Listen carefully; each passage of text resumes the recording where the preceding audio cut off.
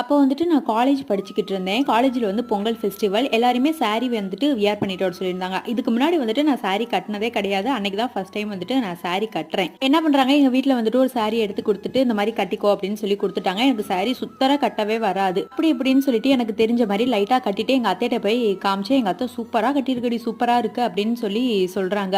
ஆனா எங்க மாமா பையன், அதாவது என் தம்பி ஒருத்தன் இருப்பான். அவன் வந்து சொல்றான் அந்த மாரி, "ஏய் நீ என்ன பஞ்சாபிகள் மாரியே இருக்க அந்த சாரில" அப்படிங்கிற மாரி சொன்னா, எங்க அத்தை அவன் கிடக்குறான், உனக்கு சூப்பரா இருக்குடி, நீ காலேஜுக்கு போன்னு சொல்லிட்டாங்க. நானும் காலேஜுக்கு போயிட்டேன். லிட்ரலி ஒரு பெர்சன் கூட விடாம எல்லாருமே என்னைய தான் திரும்பி திரும்பி பார்க்குறாங்க. எனக்கு அப்பயே ஒண்ணுமே தோணல. அப்புறம் காலேஜுக்குள்ளார கிளாஸ்க்குள்ளார என்டர் ஆனதுக்கு அப்புறம் தான் தெரியுது. எல்லாருமே மாறாப்பு வந்து லெஃப்ட் சைடு தானே போட்டிருப்பாங்க. நான் ரைட் சைடு வந்துட்டு கட்டிட்டு போயிருந்துட்டு இருக்கேன். அப்புறம் பிள்ளைய சொல்லி தான் எனக்கே தெரியும். அட பாவிங்களா அப்படின்னு சொல்லிட்டு ஒரே அசிங்கமா போச்சு குமாரு அப்படிங்கிற மைண்ட் தாட்ல நான் பாட்டுக்கு அப்படியே காலேஜ் முடிச்சுட்டு வீட்டுக்கு போன அப்புறம் தான் எங்க அத்தைட்ட கேட்டேன். ஏத்த அந்த ஆம்பளை பையனாவது சொல்றான் உங்களுக்கு தெரியுதான்னு பாருங்கன்னு இப்போ வரைக்கும் அதை சொல்லி சிரிப்போம்.